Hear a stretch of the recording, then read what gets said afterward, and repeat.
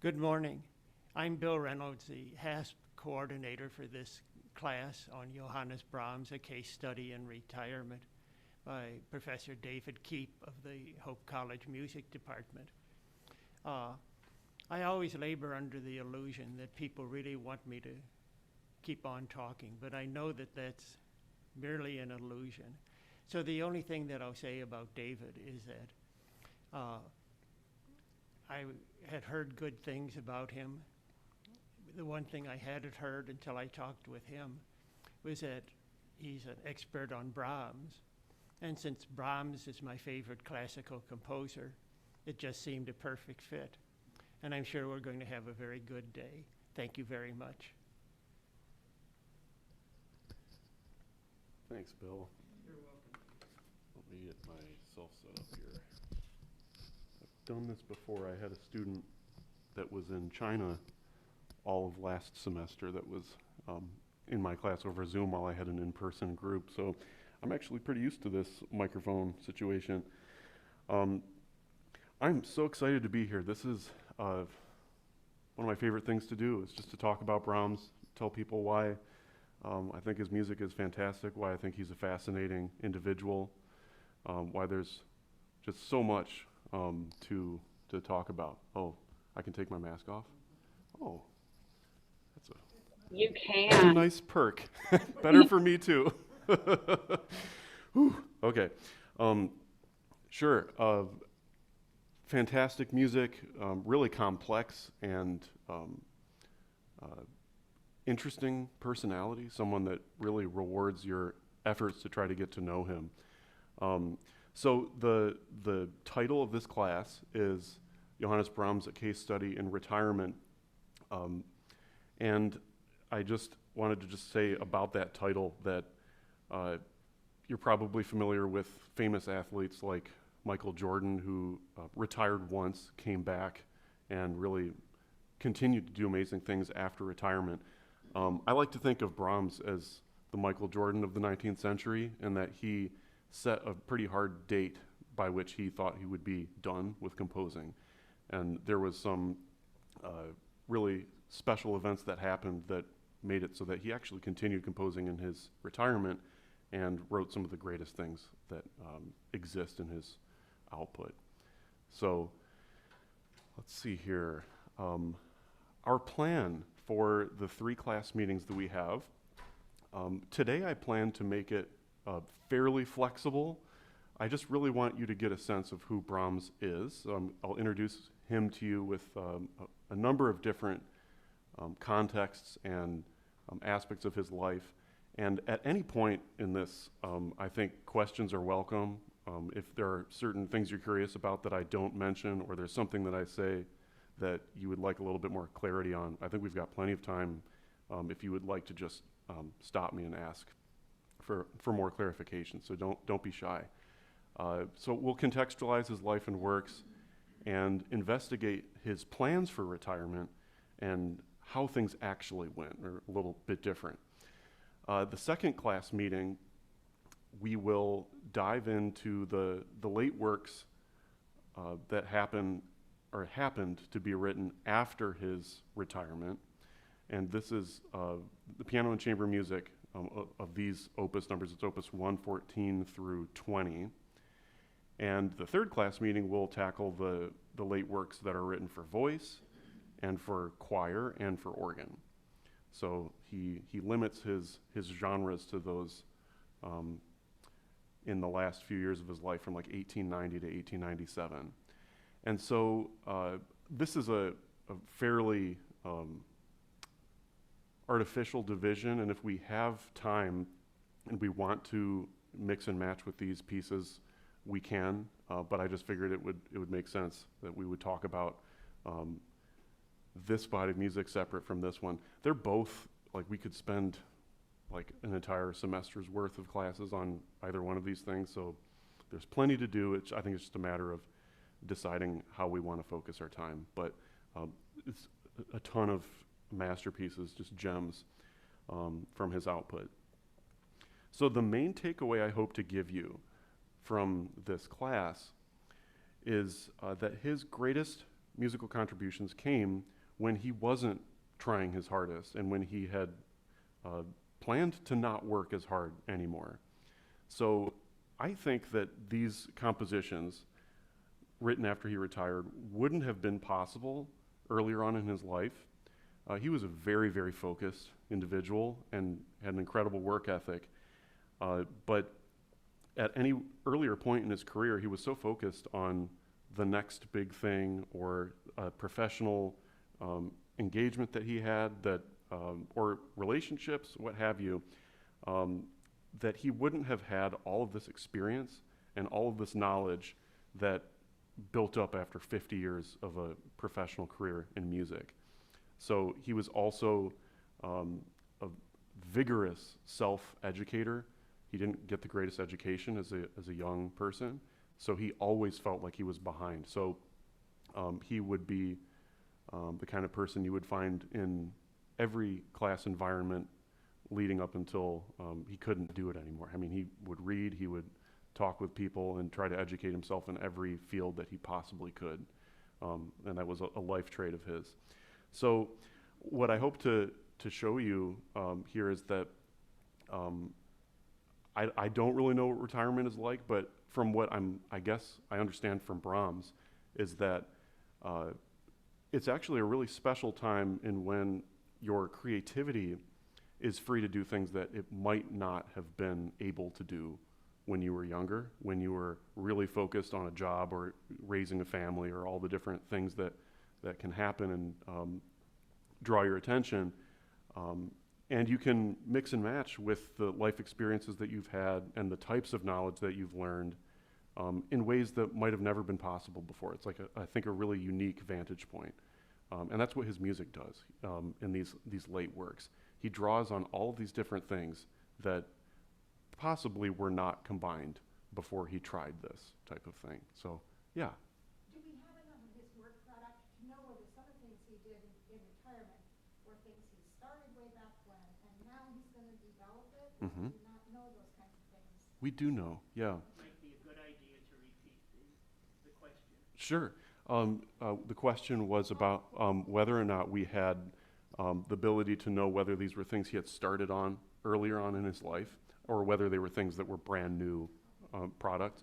So there are a few of these works that we'll look at that were lifelong projects. He was an avid collector and student of German folk song and collected his own settings, wrote his own settings, tried to collect as many as he could, and the Deutsche Volkslieder that he composed or grouped at the end of his life is a reflection of things that he had been working on and collecting for a long time.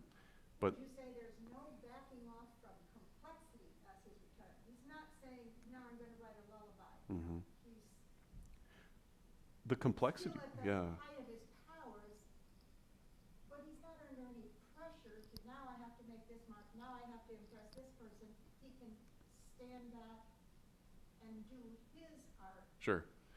The complexity question is intricately related to genre too. And the folk songs, there actually are some lullabies in there that I think he took very great care to set them just the right way, which is a complex issue of its own in relating text and music. But I think the big kind of gargantuan pieces that he had been preoccupied with, like the German Requiem and the symphonies and these pieces that really made his career, this was a time when he could step back and invest himself in things that were complex in completely different ways, that were, he's not writing for anyone anymore. He's writing exactly the kinds of things that he wants to do.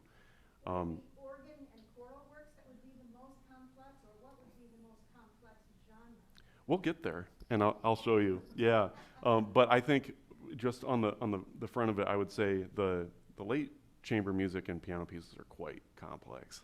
So, yeah, there's all sorts of good things in this music. So, who is Brahms? Who was Brahms? Let's talk a little bit about just the facts and the details and orient you to the time period, the culture, everything. So 1833 to 1897. So you can just think of things that were happening around this time. We had The Industrial Revolution was really starting to take off. The manufacture of pianos was just starting to become a new thing, where you would find in the early 19th century pianos in fancy houses and places where people had a lot of money.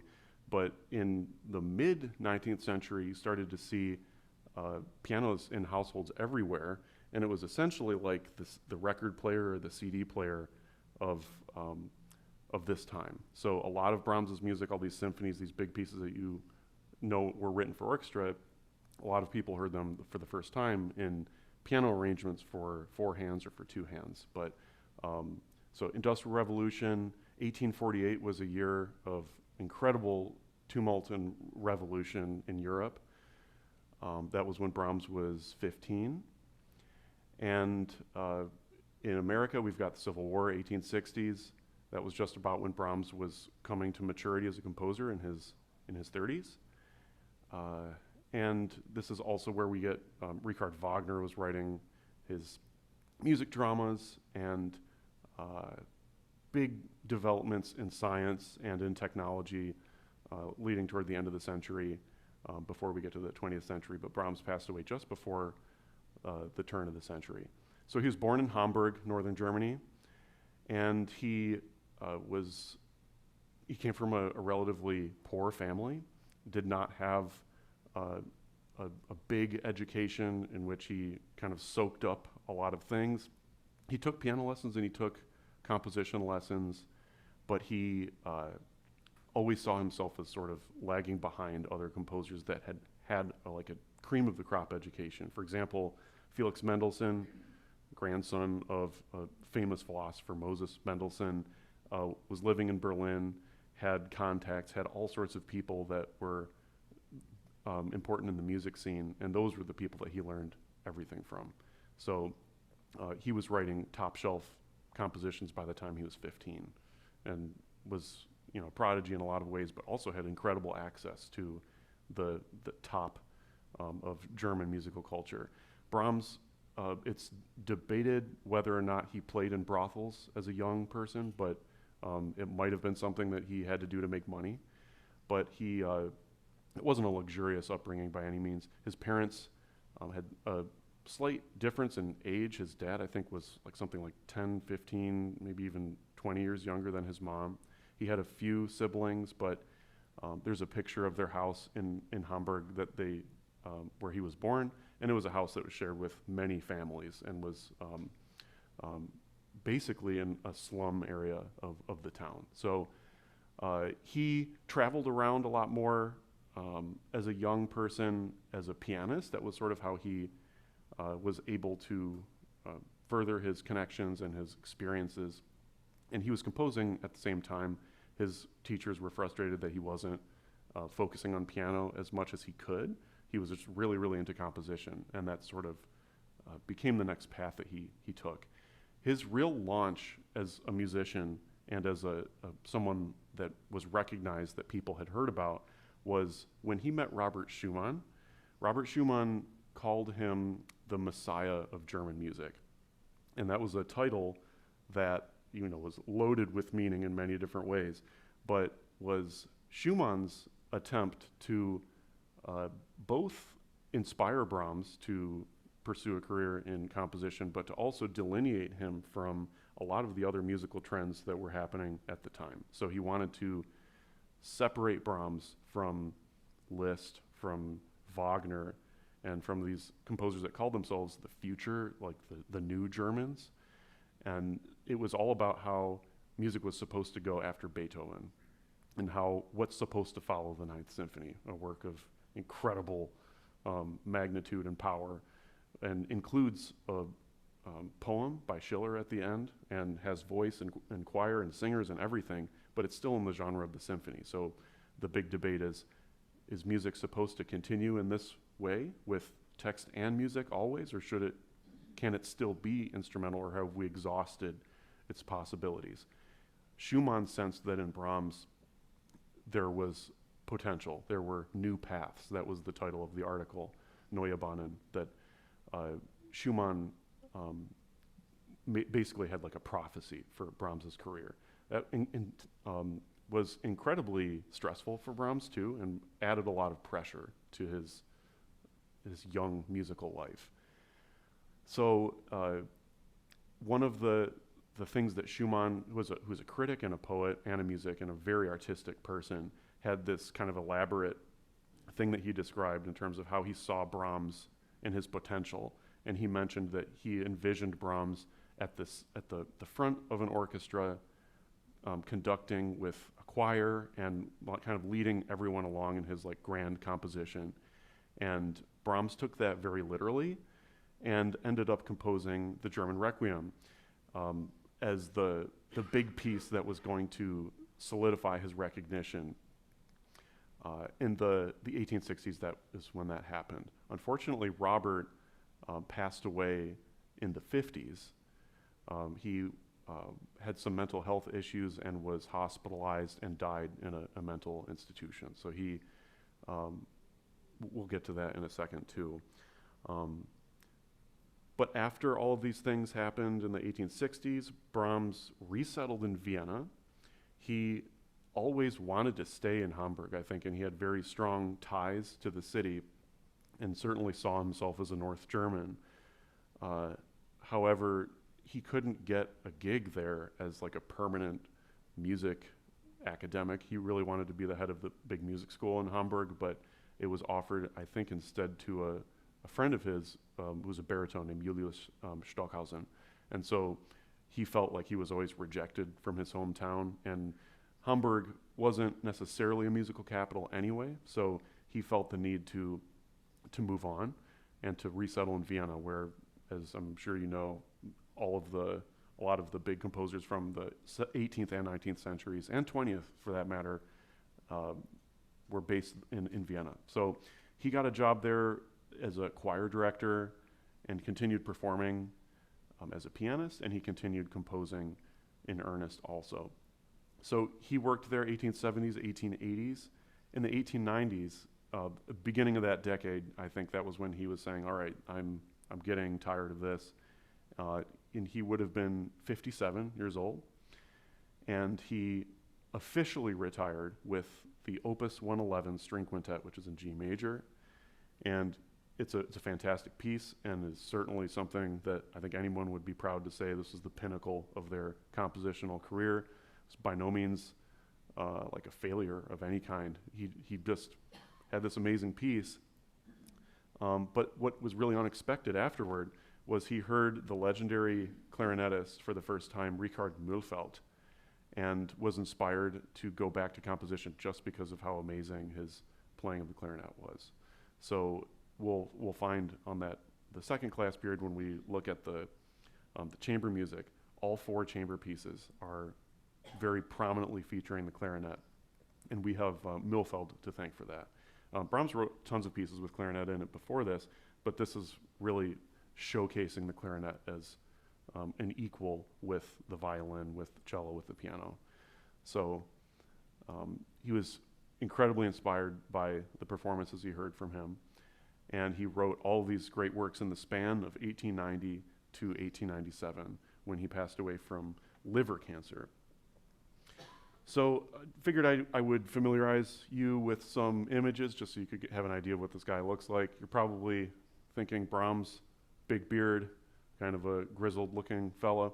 This was him when he was just 19, and this was his big first tour with the Hungarian violinist Eduard Reményi.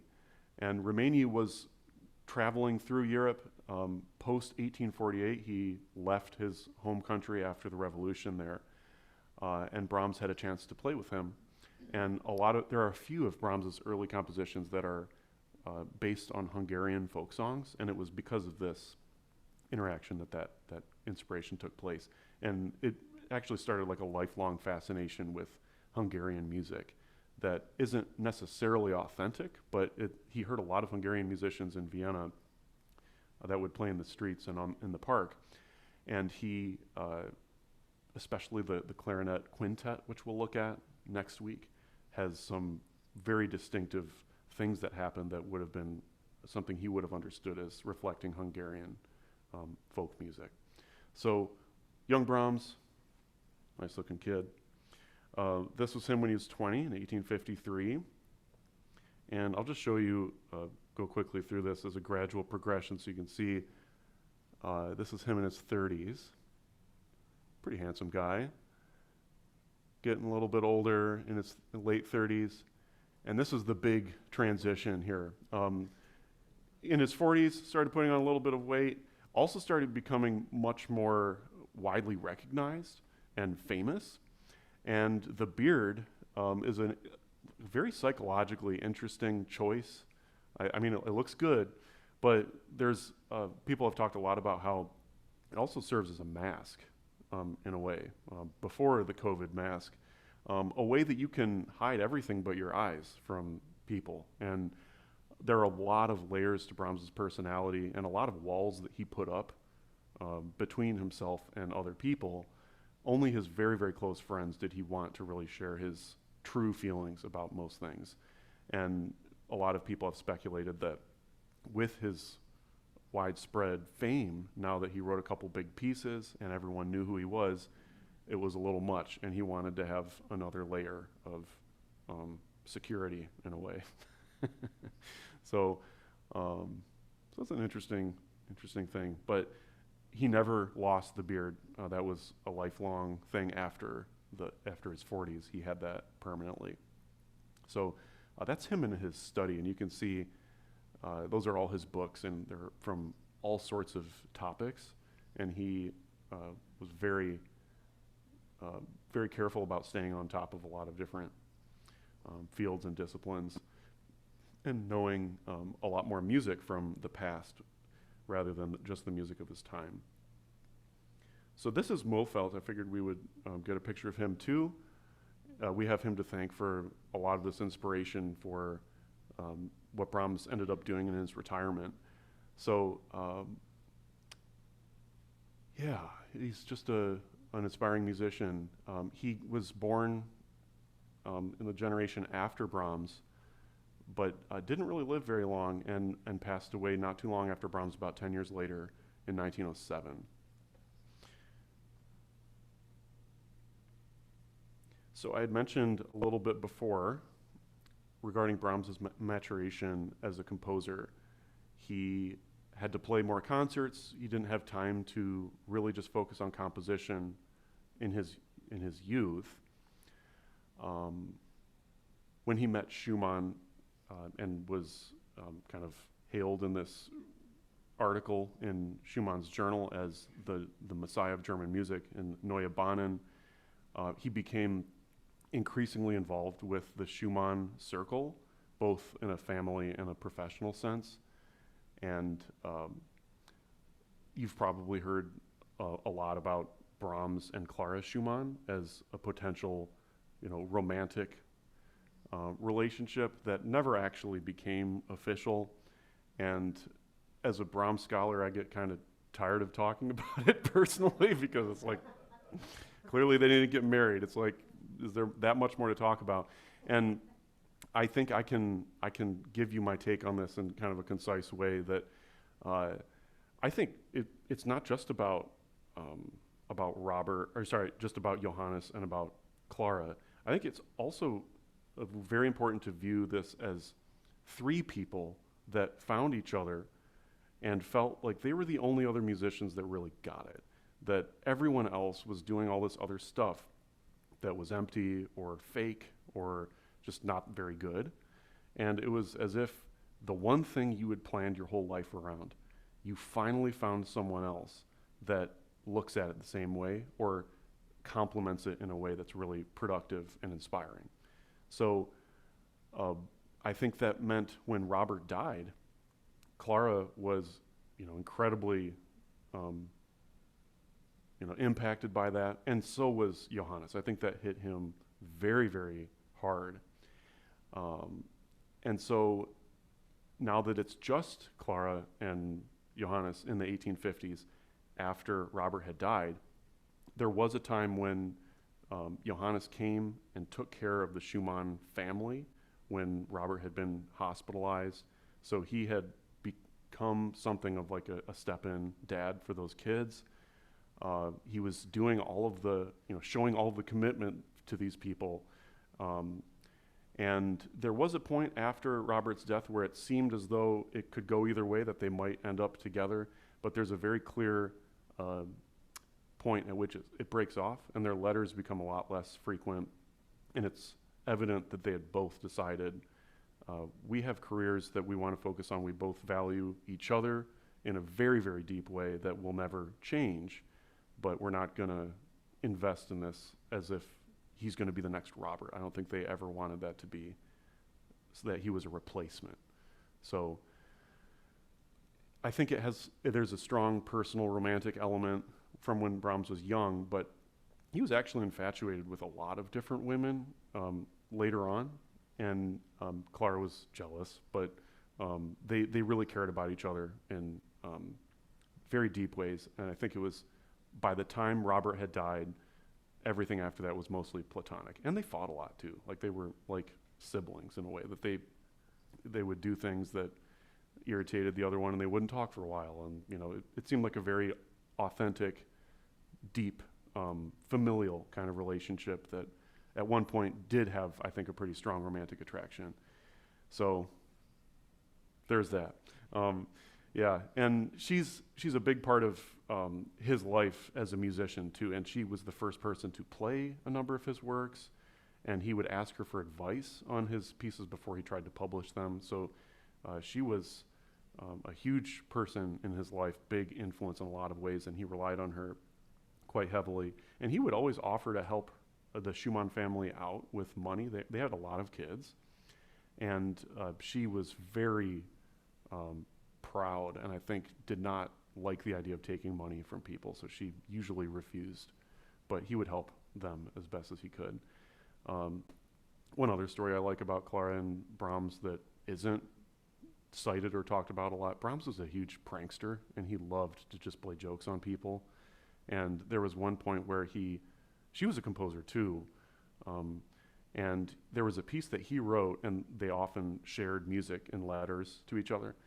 And he tried to convince her that his piece was something that she had written, and went on for a long time in a way that was supposed to convince her about that. And I don't think she bought it, but it's just like, yeah, I think it just captures, like, they were pretty familiar with each other, and he was comfortable trying to play jokes on her, and she was quite serious, and I don't think she thought it was that funny.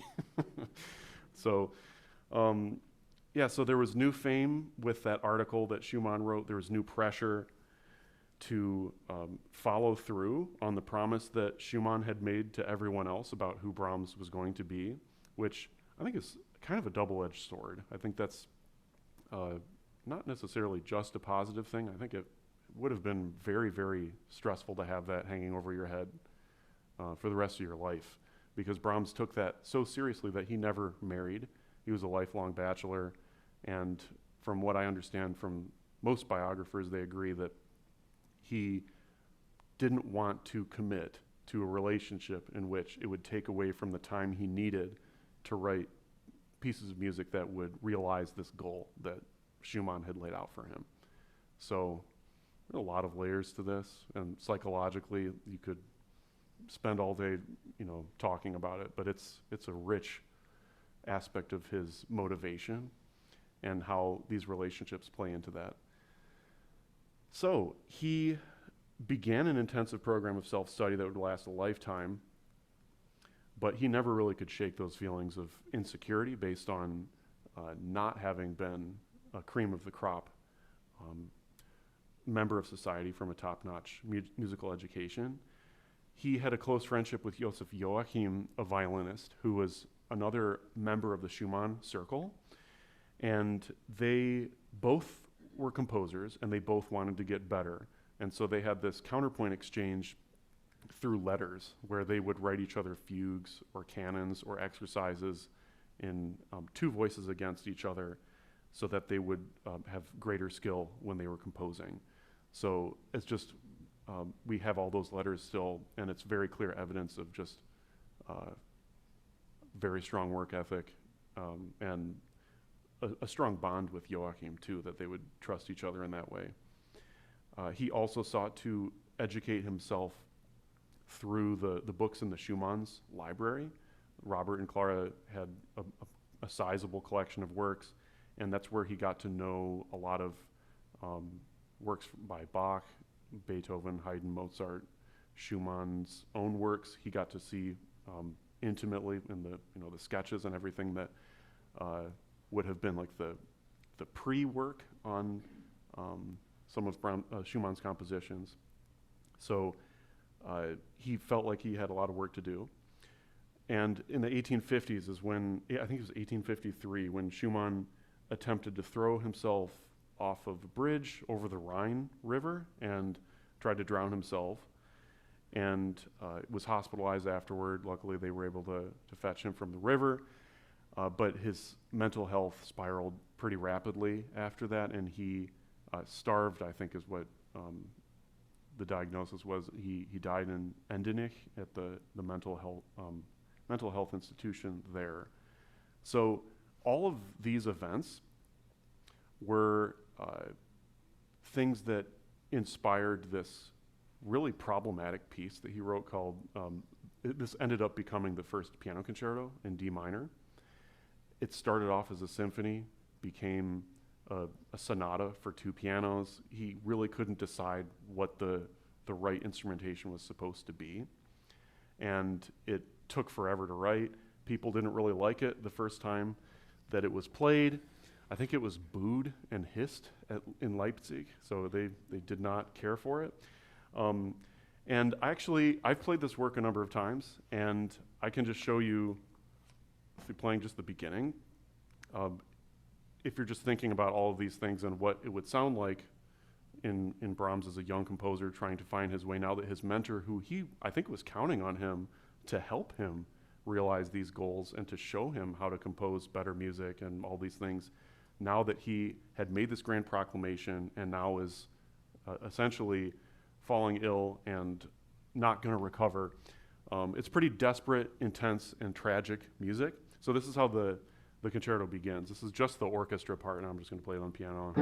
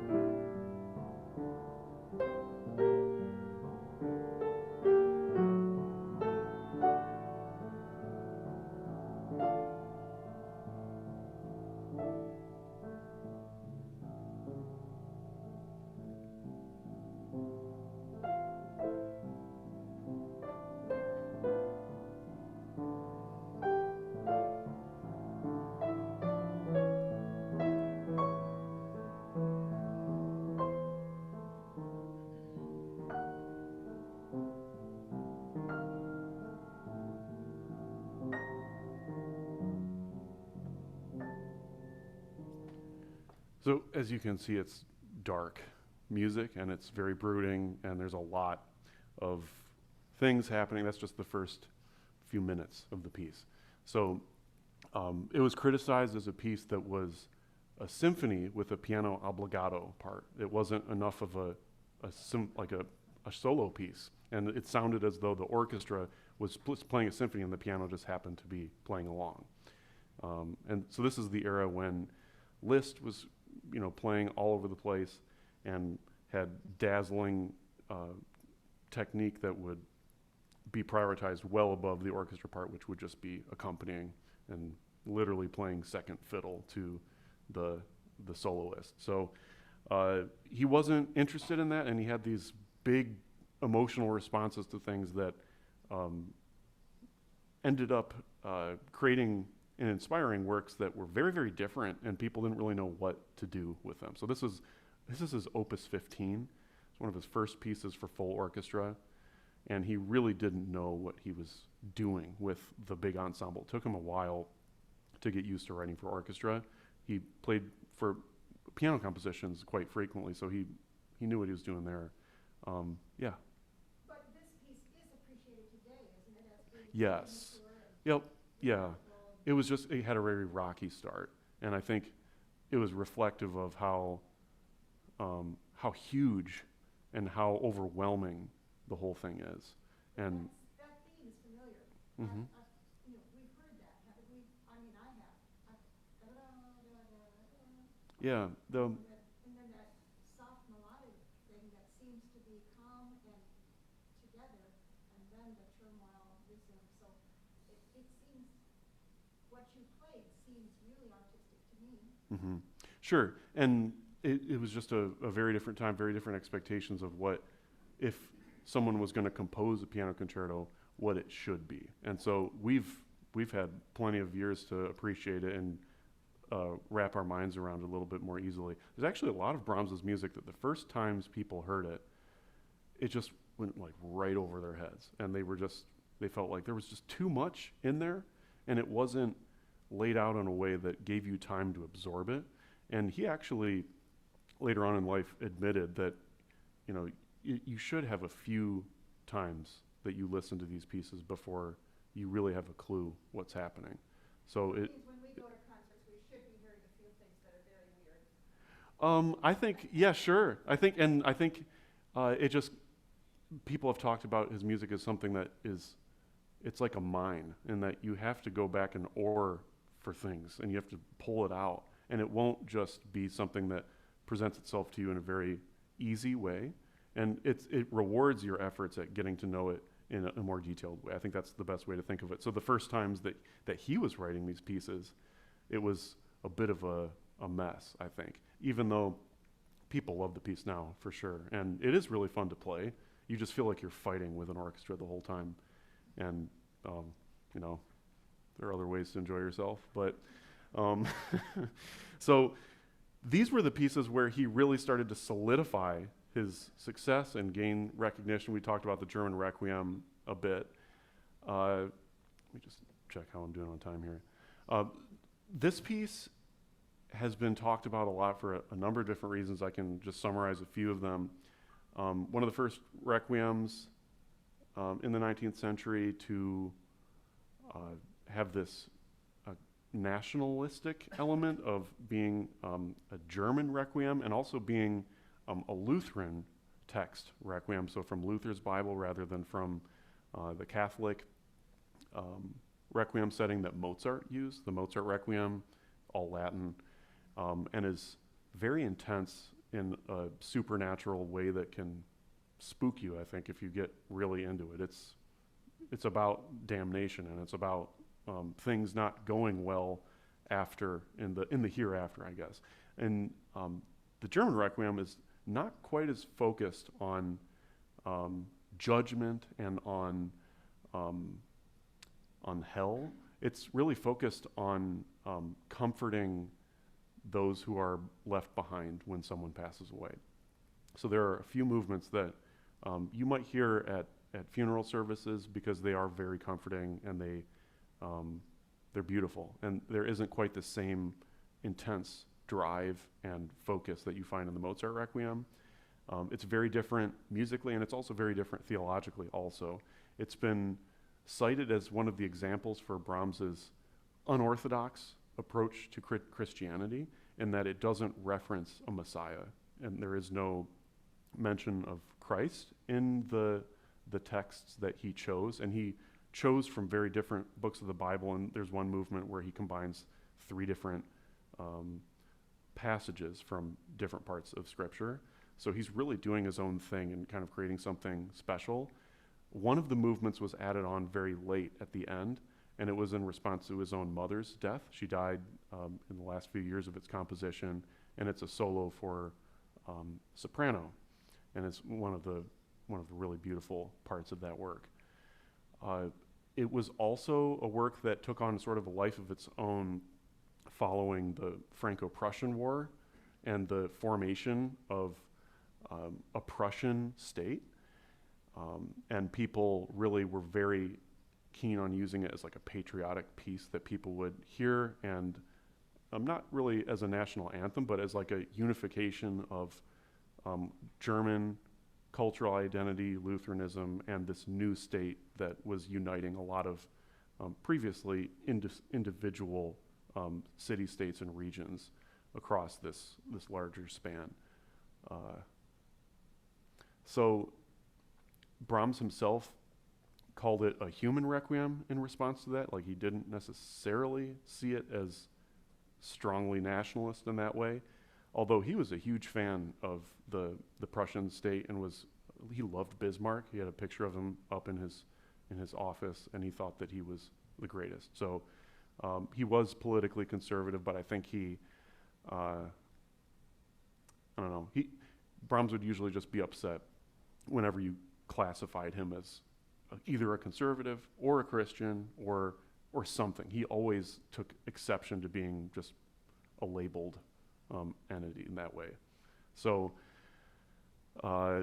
we could spend a lot of time talking about his take on religion and on politics and on a lot of different things too. The First Symphony is, people have dubbed it Beethoven's 10th, just because it was his very, very carefully thought out response to assuming the Beethovenian mantle is what it's called, and continuing the composition of symphonies as a current genre and not just a historical one. It's in C minor, just like Beethoven's 5th. It has a big chorale tune at the end, just like Beethoven's 9th. And he spent something like 13 years writing this before he finished it, and sweat blood over every single note. Did not sound fun to write this piece.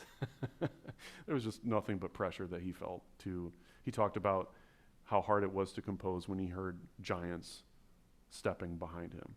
So it wasn't a friendly image of Beethoven as someone that he was going to be friends with. It was more of someone who was demanding of him greatness in a new way that he didn't know how to do. So all sorts of intense imagery that he would use to describe that. So as we'd mentioned, with the fame, he grows the beard, and in essence, it's starting to hide a bit more from the public eye. So we could talk a little bit about this. We had mentioned Brahms and politics.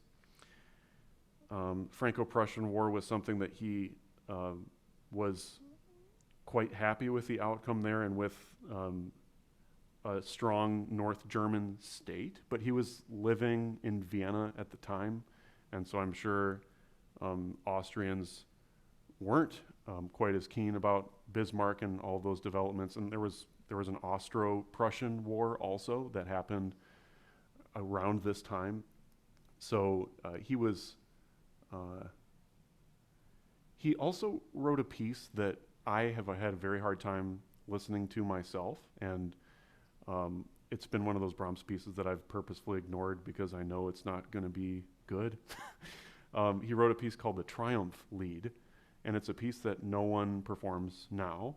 It's a piece of occasional music that is supposed to commemorate an event, and it's a work in 3 movements, and each of the movements is pretty long, and it's written to commemorate the Kaiser and the formation of the Prussian state, and it uses scripture to do so, and it uses Revelation and the verses about the second coming to talk about the Kaiser, which as a Christian and as a musician and as an American, I have a very hard time just kind of like feeling enthusiastic about that. It's also kind of one of his, it's not a high quality piece of music, and it's not as though there are these gems in there that we're missing. I've listened to it before, and it's very loud, and it's not nearly as subtle as a lot of his other pieces. And I think it's one of his few times where he tried to play the politics game pretty overtly and tried to write something that he knew would get a lot of attention because of its content for the current political scheme in the day. But very telling that now it's barely ever played.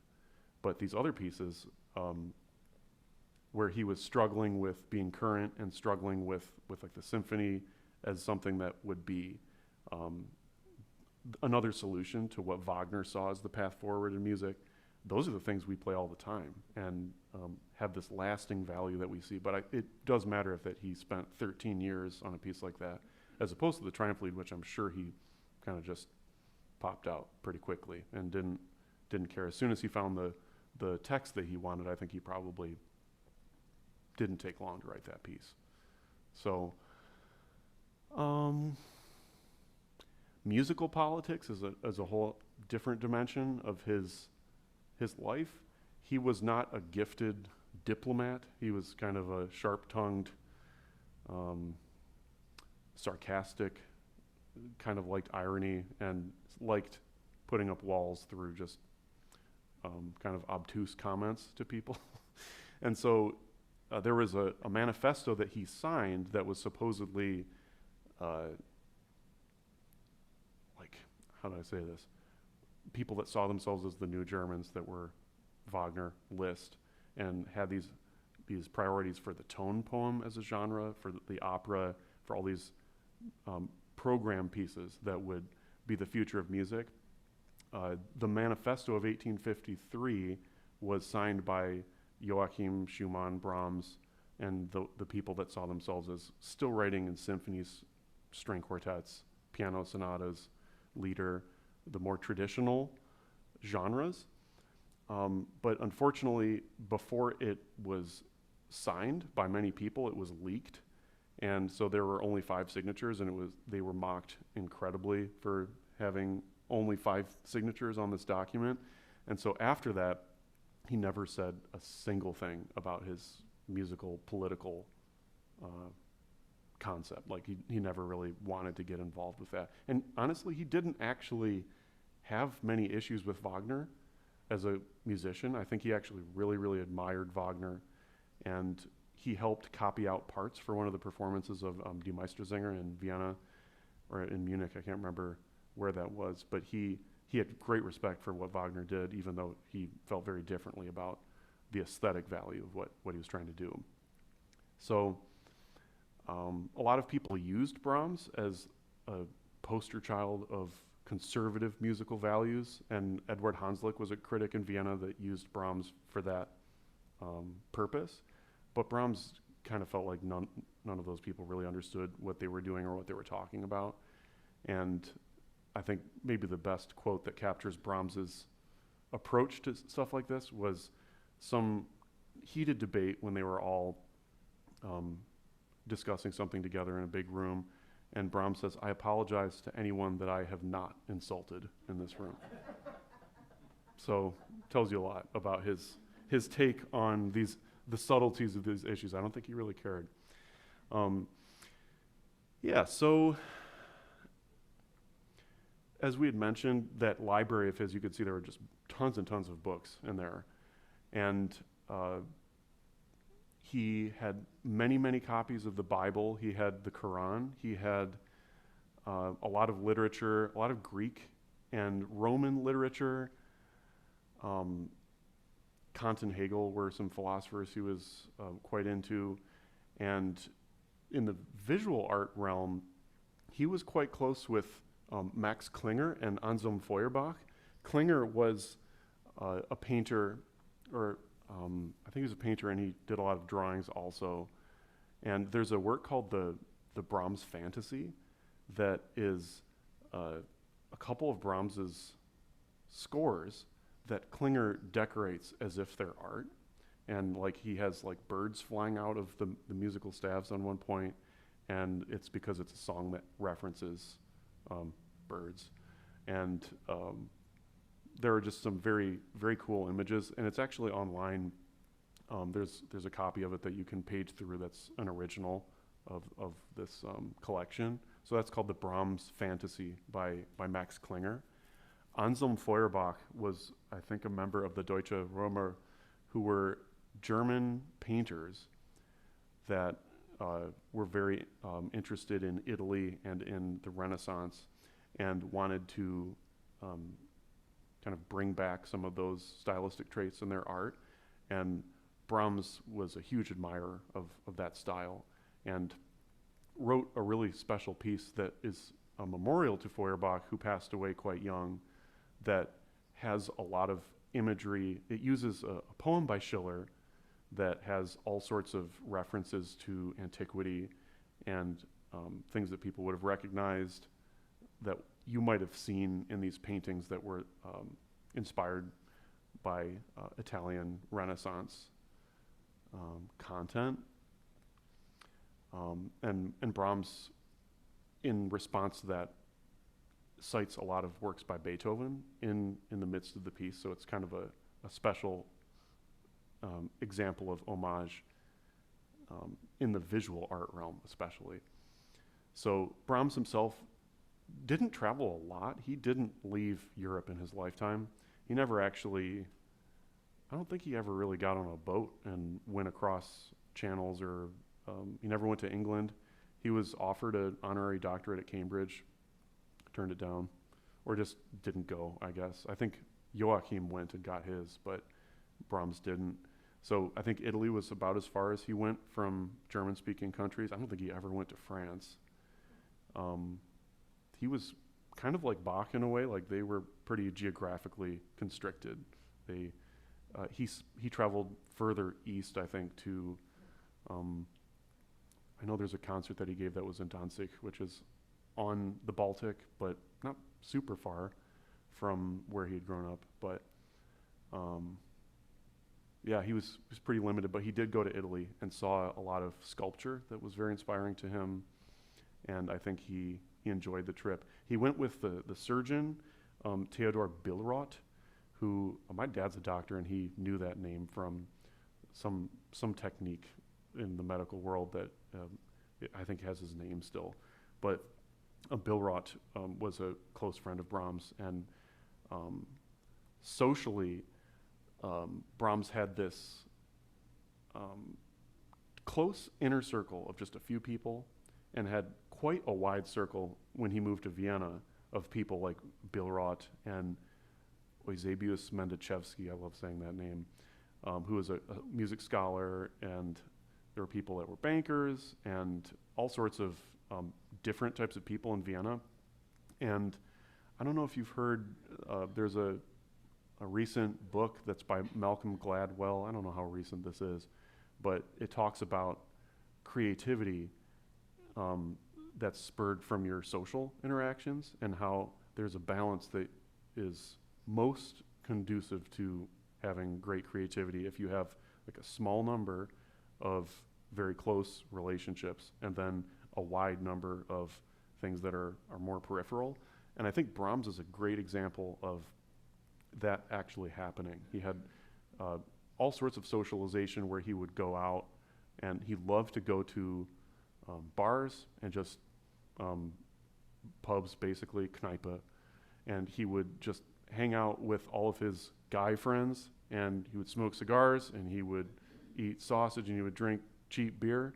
He did not have the world's best taste, probably, in food, and I think that probably contributed to his health problems as he entered into his 50s. But he loved that dimension of having kind of a wide network of people he could talk to. But then he had just Clara, he had Joachim, just a few people that he really, in his letters, you can tell he's entering a different dimension of closeness with them. But his personality is very interesting. I don't know if it would have been easy to get along with him. He seemed like a very moody guy. He's very frugal. In a lot of the pictures that you see of him, he's not wearing fancy clothes. And he's usually, there are some mentions in letters from female students of his that had good fashion sense that were always kind of appalled by his outfits. They were just like, I can't believe that he doesn't realize that there's just stains all over that shirt, or like, you know, it doesn't look good. He, to the people that were like the peripheral friends, as I mentioned, like the kind of sharp tongue comments, he liked to keep them at that distance, and that was kind of his way of doing so. But when you were his close friend, he was incredibly generous. He did quite well financially and didn't really care a whole lot about money, and had apparently just in his closet, he had just bags of money that he didn't use. And when someone would come to him and say, I have a family member who's sick and I don't know how I'm going to keep working and take care of them at the same time, and he would say, oh, come here, I've got this bag of money in this closet. Do you want it? And so he was quite generous for people that he was close to that were in a pinch. But if you didn't know him that well, he probably would have, walked away and had some snide comment as the parting gift. So, let's see. He loved pranks. We've been over that. He was pretty fiercely independent. He hated any sort of empty gesture, or showmanship, or snobbery, pretense. He loved to eat at bars and very comfortable establishments, but hated eating out at a fancy restaurant. That was just like not his style. So, yeah, the close circle, we have the Schumanns. I can't believe I spelled Schumann wrong. And his own family, he had siblings, but they weren't super close. He had a younger sister who had some health problems, and I'm not sure if she lived very long. But I think there was a brother of his named Fritz. But once he left Hamburg, it was his parents had died by that point, and so he didn't have a whole lot of connections there after he went to Vienna. Okay. Let's see. I just want to show you on this PowerPoint. This is the end of the PowerPoint as we've got it today. This is the list of these late works that, now that you've got a sense of Brahms's life, these are the pieces we'll dive into. We have the chamber music that all feature clarinet. We have a trio, a quintet, and some sonatas. We have the piano music, which are all basically entitled Intermezzo or Capriccio or Rhapsody, and they're in the Fantasien and the Klavierstücke from Opus 117 to 19. We've got some vocal music that are the 4 serious songs, which set scripture for bass and piano. And then we have a few choral pieces, and as we talked about, this has some, I think these canons might have been composed, some of them a little bit earlier, like when he was writing canons with Joachim as their counterpoint exchange. These might be carryovers from that earlier practice. I'm not quite sure, I'll have to check.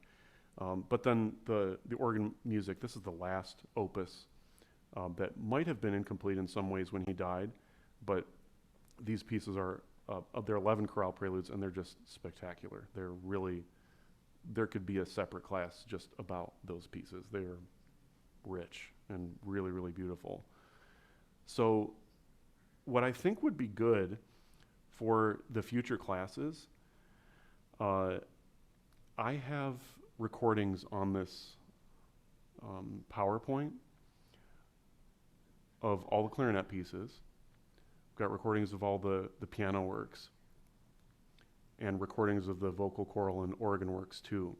And as we had mentioned, these are works that the first time you listen to it, it's gonna blow by and it's short, and you'll usually feel as though you're like wondering what was the big part that you were supposed to pay attention to. And that's probably intentional. I think he probably wanted to slip it in a little bit more subtly. So I think if you imagine that there's homework for next time, listen to these pieces and see if you can find parts that you like, or you just find pieces that you wonder about, or you have questions why they do the things that they do. I would like to make these discussions as focused as possible to the things that you're hearing and to what you're interested in. So, yeah. You can arrange with the office to send Okay. this to everybody in the class. Great. Yeah, I That hope. would be great. Yeah, sure. Yeah, that's what I'll do. And so that way you can figure out which one of these you like best and maybe I think most of these videos have the score going by as you listen to it, so you don't even need to look up the score. I think there are a few that are just performances that are video, but I tried to get most of these with the score just so you could watch it go by and see what the notation looked like and so forth. So yeah, I'll send these out. The clarinet works and the piano works are those first two slides. These are the things at the end of this PowerPoint for when you're looking through it. And then we have the later pieces for the voices and the organ chorale preludes. So that's what I've got. I have some more time, and I'd like to just address any thoughts or any questions or just, thoughts that you have about any of this content so far.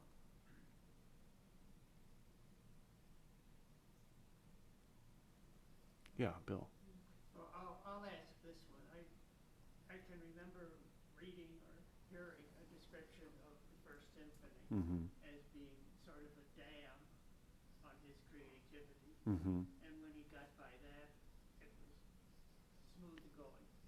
Is that your take on it, or Yeah, is that oversimple? I think that's very accurate. The David, second could symphony. could you just go ahead and repeat the question or the comments the people at home can hear? Thank you so much. Certainly. Yep, no problem. The question was the First Symphony being thought of as a dam because of how it took 13 years to write, and he was so focused on that one piece and how long it took. And then once the dam burst and it was done and he got the recognition, did the works that followed, did they actually flow out of that? And I think that's 100% correct. The Second Symphony popped out like a year after. Like he really didn't, and it's a much more, it's a piece that's really at ease, that is quite relaxed in tone. So it's much more pastoral and much more. You can tell he feels better. I could actually show you what those sound like. So we've got. These are just the piano arrangements of these pieces. The First Symphony's beginning is incredibly tense, and you can tell that it's serious, and it's just, this should be timpani if I had an orchestra, but we have.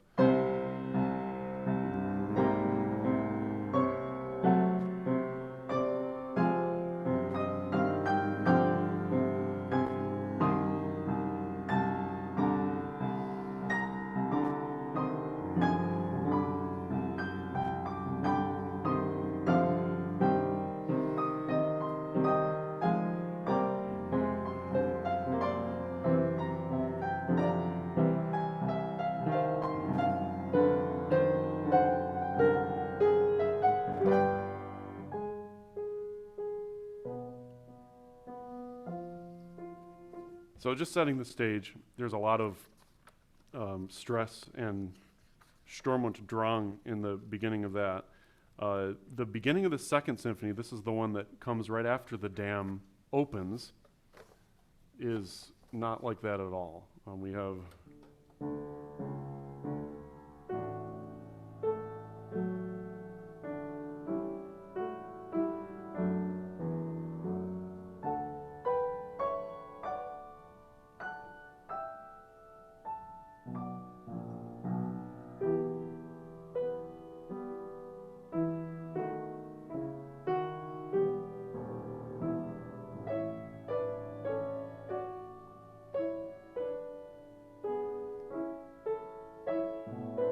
Two.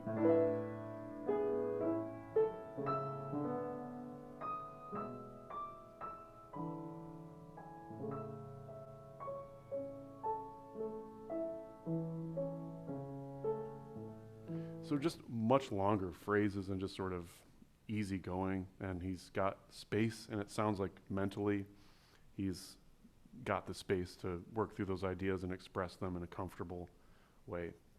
So I think there's a lot of truth to that statement, definitely. Yeah, what else? Any other thoughts or questions? Yeah. I've read that after Robert Schumann died, Clara did it almost the rest of her life. promoting her husband's music. Mhm. Now, did she do the same thing with the music of Brahms, more or less, or? Yeah, I think, Repeat. yes, the question was when Robert Schumann died, 1856, Clara made it a mission of hers to play a lot of Robert's pieces and to be a champion of his music, um, just so that his legacy wouldn't stop short after his untimely death. And did she do the same thing for Brahms? And I would say, yeah, there are plenty of works that she played of Brahms's also. Clara is a big part of how we came to understand a lot of Brahms's music and of Schumann's, and of seeing classical piano performed the way that it is now, which is memorized. You're sitting with your back to this part of the stage, and you see this part of my profile, and I've got the big piano, and I'm playing works by composers that are actually from the past, and they're not current anymore. That was a big part of her emphasis on works, on pieces of music, rather than the event of the virtuoso, of what am I trying to say? The event centricity of the whole thing, which in the Lisztian concert, he'd be playing stuff, and it would be from memory also, but it would be improvised, and it would be new pieces that would be fantasies on tunes from operas and the most popular tunes that people would know, and he would combine them in different ways for each concert. And the focus of those events were not necessarily on the operas, and they weren't on preserving them in a very particular way.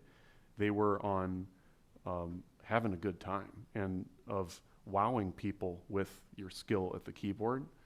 And that actually has, I think, lived on in music in its own way in the present day, as well as this work-centric view. Depends on who you're listening to and which genre they're playing in these days. But I think both the work-centric view, which is a Clara Schumann invention, there really weren't many people that did that, and the performance event-centric position, both of those streams come out of the 19th century, and basically Liszt in one and Clara Schumann in the other, and the works that she was playing were her husband's, Brahms, pieces that she saw as good enough pieces for her to play. She had very high standards and was very severe, and if something wasn't good enough, she wasn't going to play it. And so just the fact that she was playing it was, in her idea, like the seal of, I approve of this. So there are a lot of older pieces like Beethoven and Scarlatti, Bach, that she would play also. And it corresponds with what was happening in music scholarship at the time.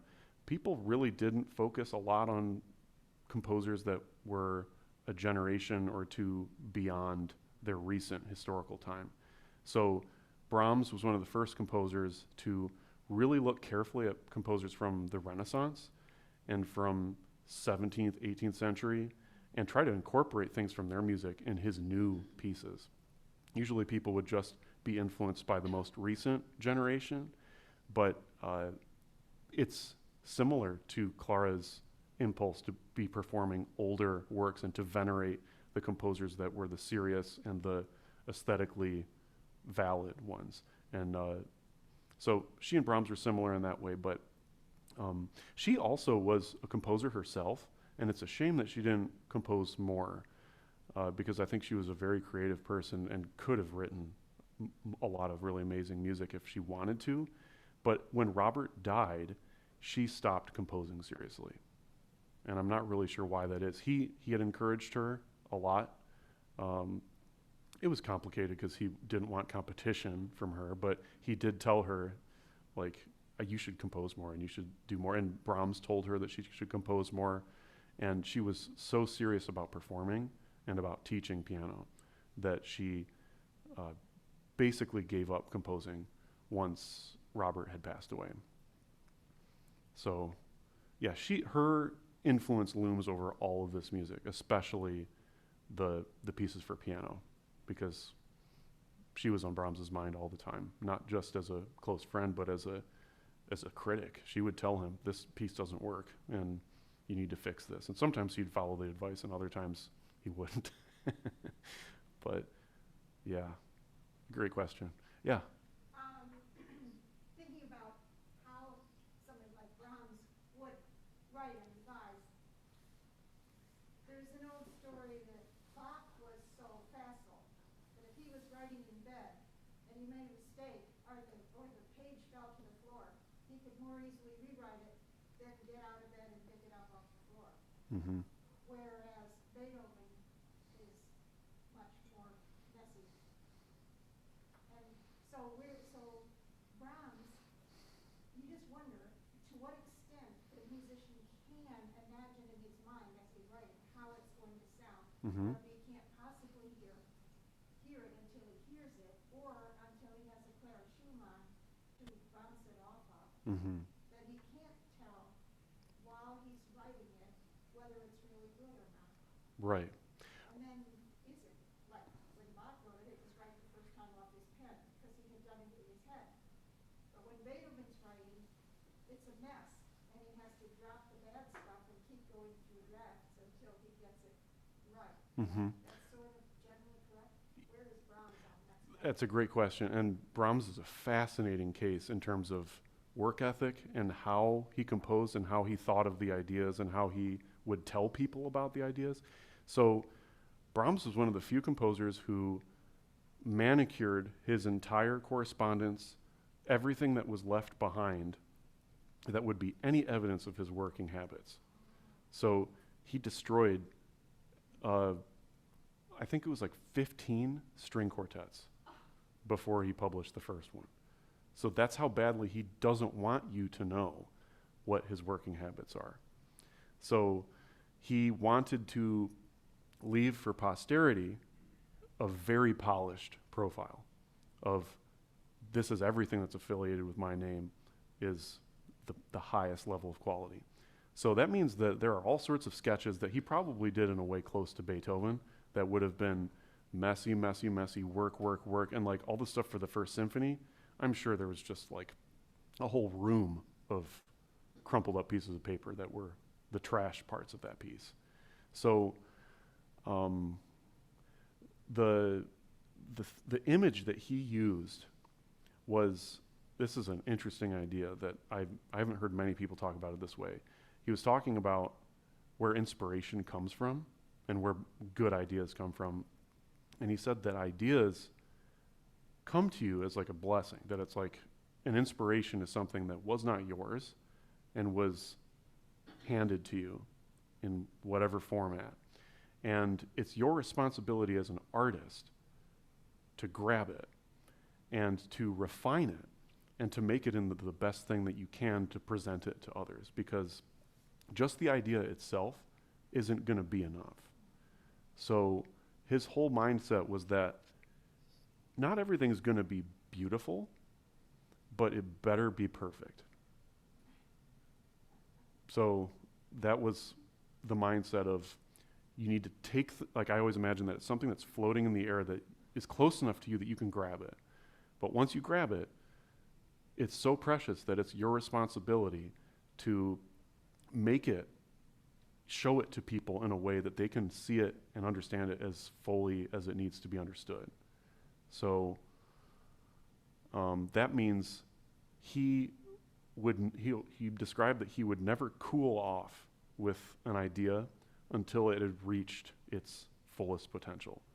So he sees a lot of work going into these things, and it isn't just like Mozart, kind of like in Amadeus when you see him playing with like billiards and stuff and then just writing a piece at the same time. Very different brain, very different genius, I think.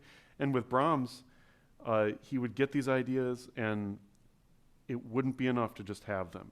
You would have to find the perfect realization. So he'd go through a lot of different versions of pieces. There are a few pieces that exist in multiple like there's a piano trio from his youth, Opus 8. It's pretty young. He was pretty young when he wrote it, where there's a lot of stuff that when he got older, he went back and revised that one and published it as the revised version. And he even talked about how it was essentially like castration in a way, like that was the word he used. So that's a very rare instance. Usually he would just destroy a piece altogether and it wouldn't see the light of day. But Opus 8 is one piece where I think in the 1880s he went back and changed stuff. But that rarely happens with his music. That brings one other point that I think I should mention for these other pieces that we'll look at. One of the big differences between Brahms and other composers too, and this relates, I think, is that in Brahms's mind, you can have the same piece scored for different combinations. That's appropriate. For Liszt, a lot of his pieces were just piano pieces because he was a pianist and it was all about the concert is me. Like that was his famous motto. So for Liszt, there weren't many instrumental combinations that he would really want to do besides piano, but he would want to allow the piece to go in any direction that he would feel in the moment it needed to go. Much more flexible, improvisatory. For Brahms, you might have different combinations of musicians or instruments, but the piece itself can't change. That has to be the same notes, same themes, same keys most of the time. There's a fixed identity that he would envision those pieces as having. And I think that's related to once he found the right version, that's the only version you can have. So we'll see that, I think, in these late pieces, that there's a certain like fixed quality about them, that they're not supposed to have different versions. Liszt had plenty of pieces where there are these ossia passages, which just mean that you could do it a different way. And you could even end with a completely different ending if you wanted to. And he welcomed that. And he said, if you can make a better ending for this piece than I can, then you should play that ending. Like, you shouldn't play my ending. So he was a much more laissez-faire, we'll just do whatever. And Brahms, no way. That was not at all. Ossia means up to you. Yeah. And usually ossia markings will have an easy or a hard version. And it's like if your hand is too small, or if it's more comfortable to do it this way, there are ossias that are purely for facility. But there are Lisztian ossias that are like, this is like a fully different thing. Brahms didn't really use those often, but he wrote a piece that was as close as he got to overtly challenging Liszt in his domain of the piano. And he wrote ossias because it was supposed to be like, look, I'm on your territory.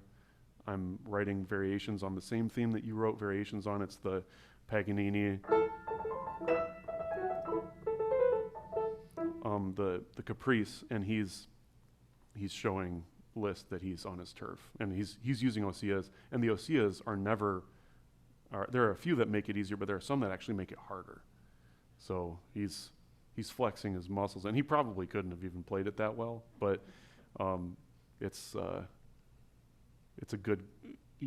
When he's writing variations on a theme, he always considers the source of the theme for how the variations are going to go, and especially with a Liszt and a Paganini type thing, he's going to do things like what they do. I have another set of variations here that's from his Opus 9 when he was quite young, and he was doing a lot of things with the Schumanns, and it's a variation set on a theme by Schumann, Robert Schumann, and there are all sorts of spots in the set of variations where he just blatantly incorporates a piece by Clara or a piece by Robert and brings them into contact with his music. So that relationship between the three of them in musical form is very audible in this piece. So this is a really beautiful piece that I could play some of this for you if you want, but would you like a little bit of that? Okay. So this is the theme itself. I think it's just one of the character pieces by Schumann, but it goes this.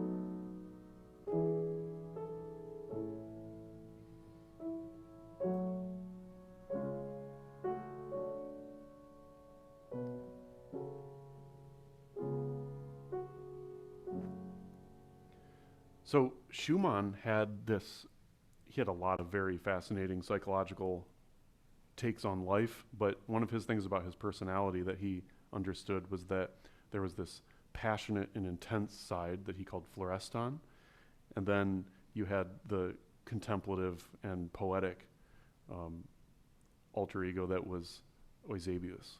And so I think this Commedia dell'arte, they're characters from all of the literature and drama stuff that he was very attuned to. But he would have like musical personalities that he would write in the score sometimes that this is Florestan or this is Eusebius.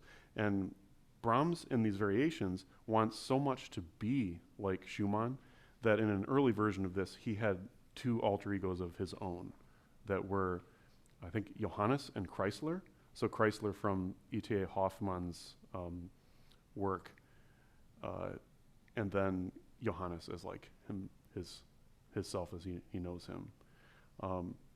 But I can just play like what these variations sound like. You have one that the theme gets put in the left hand and becomes a bass line.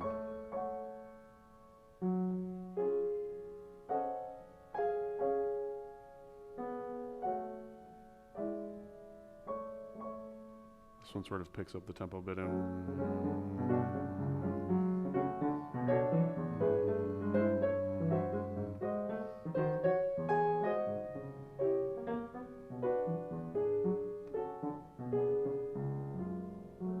and it picks up this sort of like a rhythmic groove that's very similar to a lot of Schumann's music that you find in Chrysleriana is a piece that has the same rhythmic drive and syncopation also. One of the spots that Clara's music starts to peak out a bit more is in this variation. In my right hand and my thumb, I'm going to play this tune that kind of emerges, and I'll point it out to you. But this is a passage note for note that she would have recognized as one of her pieces. But the end of this one goes.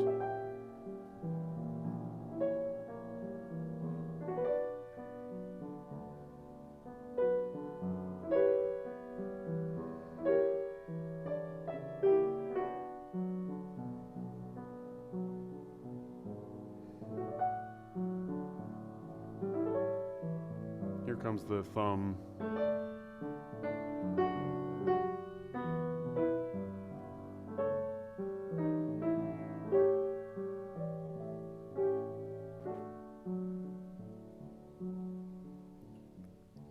So each of his variation sets will do very different things because of who wrote the theme and what other associations he has with that music. So it's a really beautiful piece of music. But he wrote a set on a theme by Handel, theme by Haydn, which I'm actually performing next week at Hope. There's a version for two pianos or a version for orchestra, and we're doing the two piano version. That Hungarian variations, like the Romani guy that we saw at the beginning from his earlier musical life. And then those Paganini variations also, which are just the hardest piece and pretty unrewarding to play because of how difficult they are. And I've played them, and I agree with Clara Schumann, who called them the Hexavariationen because she felt like they were just the witch variations. Like they're not nice. They're mean. So, yeah, we have like 5 minutes. Other questions or anything about what we'll be doing in the next 2 classes that maybe we can clarify? Yeah. This doesn't have to do with that, but why Brahms for you? Yeah, I feel like Brahms, I've always had pretty visceral responses to music in general, but for Brahms, I feel like it has always spoken to me in a very immediate way that I don't have to just sit and think about what it means or reflect on it. I just know. And I don't know what it is, but that's why I've chosen this career to try to better understand what it is. Like, it's always something that's really natural and like heartfelt and is it's not for anyone else. Like, it's really like, he talks about a lot of these late piano pieces as being written for an audience of one. So he's not playing them for anyone. Like, he's writing them in his study, and they just happen to be published, you know. And that has always appealed to me. I think as a person, that's how I feel about music. I don't have great ambitions about wowing people or anything. Like, I just want to have a special experience. And I always feel like Brahms delivers for that. They might not be the pieces that grab your attention the first time, but the more you go back and the more you get to know them, the more you're rewarded by just being able to exist in them a little bit more.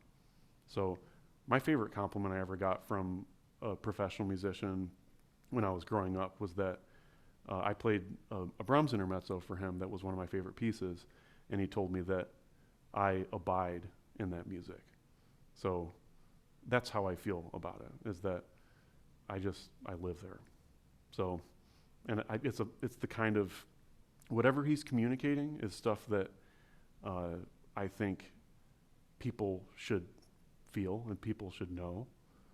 And I think that was what my whole dissertation was about, was trying to articulate that, which I'm nowhere close to saying what it means, but I tried. I really tried.